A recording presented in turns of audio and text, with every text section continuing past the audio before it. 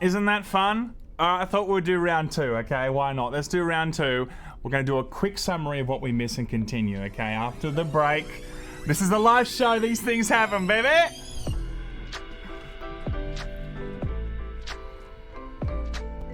Okay, so sorry. Also, sorry about that. That happens. Okay, so we're on a live show and these things kind of happen all the time. Okay, so where were we? Now, quick summary of what we missed. Ultimately, CD Projekt Red's share price has gone down 25% since August. It was up £103, and now it's around £73. A lot of people are putting this down to crunch and all sorts of delays and bad press in that regard in general. Now, as I said before, it recently overtook Ubisoft, making it the most valuable company in Europe in terms of video gaming. But you know, they don't have as many IPs as Ubisoft does. So I wonder if they can still retain the most valuable video game company in Europe when Ubisoft has so many goddamn video games to offer. For all the people that are jumping in now, good to see you again. Let's continue. Facebook Cloud Gaming. Facebook Cloud Gaming is coming, baby. I'm semi-excited to see what they do with this. It's going to be focused on purely free-to-play games. They have currently an install base of 380 million people that currently play their games on Facebook. So they're hoping to build that audience. No cost, it's all going to be free, focusing on free-to-play games at the moment. And as I said, I do believe that cloud gaming can be the future if it is actually going to work. In Australia, it's going to be in the future in about 25 years. But everywhere else, when the technology gets better and better, I see more and more people playing games on their phones. Smart TVs are going to be using that directly. Cloud gaming is going to be gigantic. And Facebook wants to get into that. Amazon's also trying to get into that. Google Stadia is trying to get into that. And we know how successful that's been for them. Model Phoenix Rising's worst name ever. Worst name ever. Okay, now that is coming out on the 3rd of December 2020. Semi-excited for this. Ubisoft has a lot on their plate at the moment, actually. They have Valhalla coming out, Watch Dogs just come out, and Just Dance, as I said before. Why not I reuse the same joke? They got Just Dance also coming out. I may jump and do a few boogie in Just Dance. God of War! I think we're back now to where we were before. God of War, PS5, 60 FPS with favor performance option and will support transfer saves from PS4. This is the thing. I thought that they already had 60 FPS on PlayStation Pro. I've got a PlayStation Pro. They've already got that. So I'm guessing they're just doubling down, saying that you have the same feature that's going to be there for 60 FPS for God of War. As I said, also, they're also going to be transferring the PlayStation 4 save over. You're going to have that there also. And if you're playing God of War 3 Remastered, your saves will also be ported over to PS5. I think what's really cool about this, right, is going to be so many games that I now want to go back and revisit, replay again. Games I haven't played in some years. It could be God of War. It could be the original Spider-Man 2018. Could be all sorts of games that I want to go back and play on the next console and see what it's like. A lot of people, I think, are going to be in that camp where they've already finished a game, but they want to go back and play it again. So these kinds of little, announcements here and there are good because it allows people to go, oh, that's right, I loved that game. I'm going to go and play that game all over again, which is very exciting. God of War was a terrible game. We all know that, right? 94 Metacritic, definitely didn't deserve it, guys. Assassin's Creed. Okay, now there's going to be an Assassin's Creed live action. It's happening on Netflix. They're currently looking for their showrunner. They don't know who it's going to be yet, but that is happening. They've had a partnership now with Netflix, Ubisoft and Netflix, and this is the quote. For more than 10 years, millions of fans around the world, which puts them, there we go, millions of fans around the world have helped shape the Assassin's Creed brand into an iconic franchise, said Altman, head of Ubisoft Film and Television, Los Angeles. We're thrilled to create an Assassin's Creed series with the Netflix, and we look forward to developing the next saga in the Assassin's Creed universe. I've said this before, the Marvel superhero thing is coming to an end. Okay, we need something new now. It's going to be video games. You watch! It is going to be video games. I'm very excited to see how this goes because Witcher was extremely successful. Even people that don't like video games love The Witcher. I'm certainly excited to see what kinds of things we see when more video game movies and television shows are made. I think that's going to be very awesome territory to explore. And again, this may be the next thing that we do for the next 10 or 15 years. Just huge amounts of TV shows based on, I don't know, Metal Gear Solid. We're seeing the Halo movie. We've got the Uncharted movie coming out with 7 directors. Well, Tom Holland's still there, thank God. But I really think this is awesome territory to be in.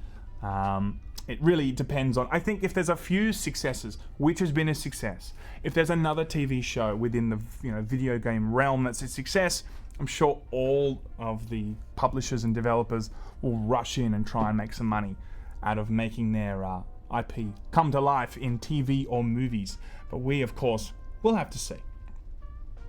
Speaking of, stuff, there we go, beautiful. Phil Spencer confirms all first-party Xbox Series X games are coming to PC.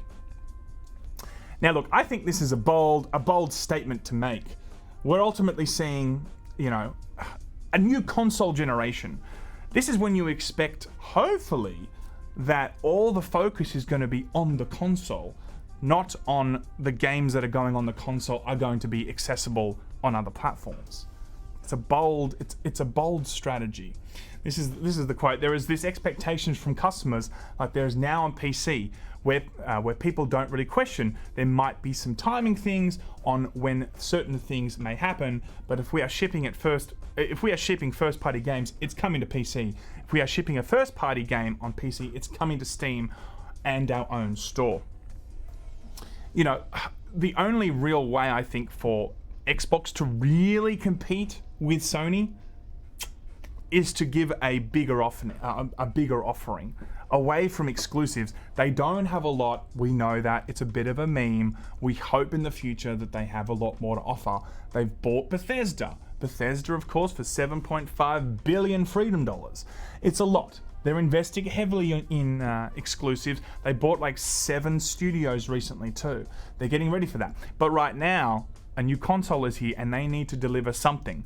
So they're delivering Game Pass. They're delivering, of course, cross-platform play in terms of everything that's going to be on Xbox first party is going to be on PC. I hope it works out for them.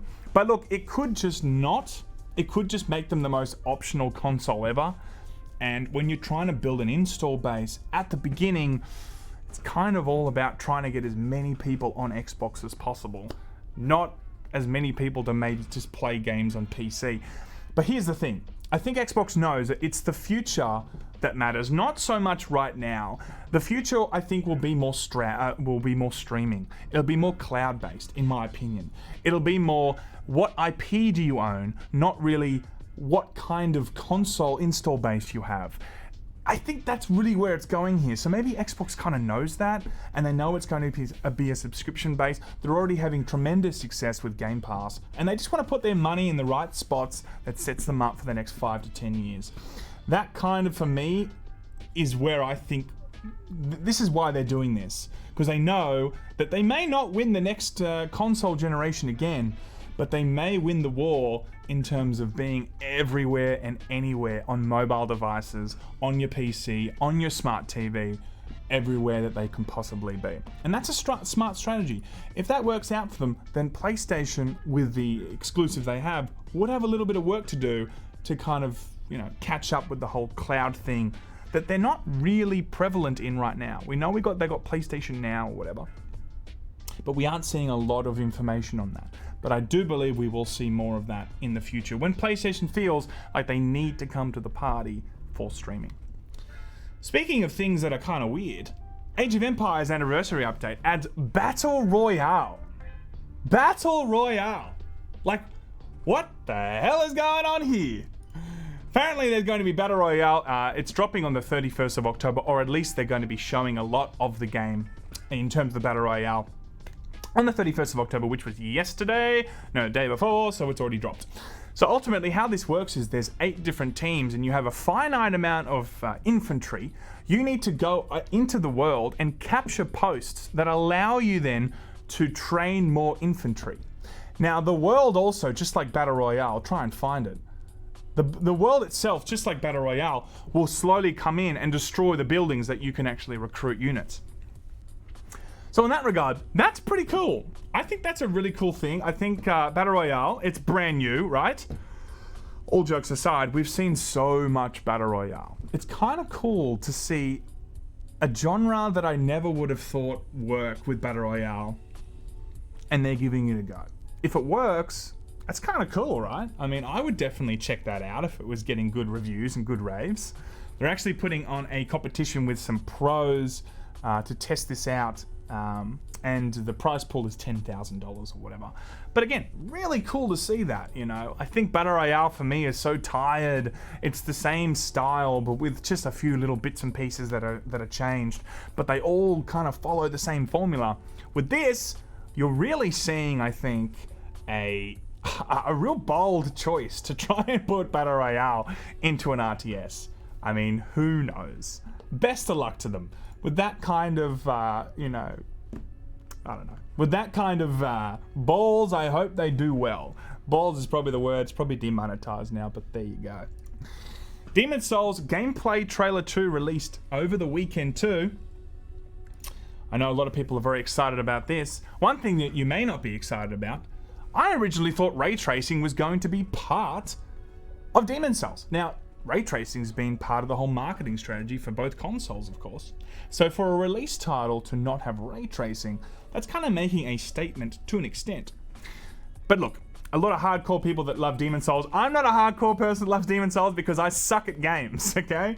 This is very difficult. I'm going to be probably playing this on stream.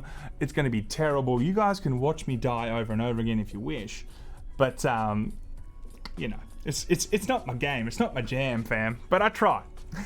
Now, a lot of people that are hardcore Demon's Souls fans aren't really going to care that much, are they, about ray tracing not being implemented? But look, a lot of people could. I understand that a lot of people want the next-gen experience. They're paying a lot of money. This is going to be like $124 or something Australian. It's going to be a hell of a very expensive. So people really want to feel like they're getting, you know, a next-gen experience. This is the actual quote from Gavin Moore, creative director. If we had implemented ray tracing in the game, that would mean that we would have to leave something out. So look, it's obviously a creative choice there. If they put ray tracing in, they would have had to take some things out that they felt were too important to the game. So because of that, look, they, you know, each developer, you do you. Whatever makes your game the best. Originally, I thought there was ray tracing, and I even did some research because I was like, I'm sure I've seen some stuff saying that there's ray tracing. And of course, in June, Demon's Souls will feature ray tracing on PS5. So I believe at some point they had at least confirmed, or it was the general consensus, that there was going to be ray tracing. But not anymore. Again, I don't think it really matters. I think a lot of people that just love these games, they just want to have the best experience possible. And if the creative director just wants to put as much eggs in the basket of making the game as best as possible and leaving ray tracing out, then that's their creative decision. And I wonder if we're going to see more and more games do that. But because it is a launch title, it is making a bit of a statement. I think it's making a bit of a statement. Speaking of other making a statement, this is good, isn't it? I love doing the segues that never work. Call of Duty Black Ops Cold War PC specs have been revealed. It will be 250 gigs, man. Come on now, 250 gigs? Jesus, this is a conspiracy. Alex Jones talks about this, alright? Call of Duty is trying to just make sure you don't play any other games. That's why. Okay? That's what they're doing. Alright, let's just make sure that the sound is working, by the way. Are you guys working? Okay, good. Okay, looks like sound is working. Awesome. Alright. 250 gigabytes, that's ridiculous. Now look, we've seen in the past that other games that are just as big, just as, you know, fantastic, are 80 gigs, 90 gigs. Ghost of Tsushima was 45 gigs. Red Dead Redemption was 88 gigs. It doesn't need to be this big, for God's sake. Why are they doing this? Recently, they also came out and said that now they're going to be compartmentalizing it, so you can choose if you just want to do single player, multiplayer, or Warzone. They've done that out of a necessity because it's so goddamn gigantic. 250 gigabytes is going to be for the higher spec, and 175 gigabytes for the minimum settings that you wish to have. On a side note also, Cold War Season 1. So Cold War Season 1 will be happening in December. That's the first time you're going to start seeing Cold War content implemented into Warzone. So the first season that happens, that's when you're going to start seeing Warzone stuff. I've actually thoroughly enjoyed Cold War when I played it, actually. I've been playing a bit of Warzone, I'm terrible at it. I've been playing a bit more Call of Duty, and I have to say, I'm enjoying it a lot more than I used to. I'm officially becoming a COD bro. But look, I'm looking forward to it. It's coming out next month. Very, very fetch indeed. PlayStation 5. Do you remember when we actually covered this? PlayStation 5 recently came out with a very cool name, PlateStation. Okay, PlateStation was going to be what you put onto the actual console when, let's just see if we can see. Oh, there we go. So with the PlayStation 5, you can actually take bits of it off and then put additional side panels on it. They're easily taken off, and of course, companies have gone to try and make a bit of money off this. PlayStation 5 was going to have multiple colors. There was going to be cherry red. Here they are now: cherry red, blue, camo, and a nice little gunmetal gray. All looked really nice. PlayStation, not PlateStation, PlayStation wasn't too happy with this. Sony brought in the lawyers and told them to quickly change their name, and they certainly did. This is the actual tweet itself. Customize my plates. So firstly, they've changed their name now. They're no longer PlateStation.